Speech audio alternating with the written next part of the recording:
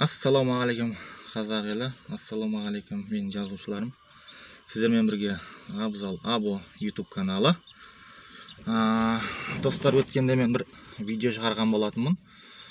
Мынау Асық Ата кентінде газ құбыры, үлкен көлемде дәу газ құбыры жаңағы бір магазиннің ішінен өткен туралы. Сол бойынша облыстық әкімшіліктен жауап келді. Сол құбырды Қазтрансгазбен жаңағы дүкен егесі бірлесе жұмыс істеп, магазиннің ішінен сыртпен айналдырып өткен туралы хабарлама келді. Және де бір Асық Ата кентінде шағын бір микрорайон бар еді.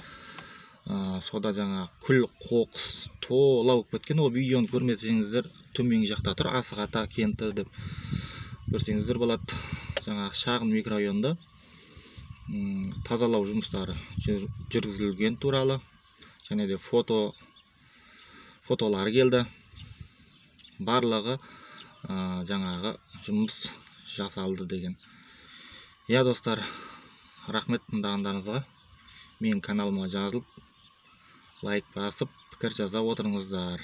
Рахмет.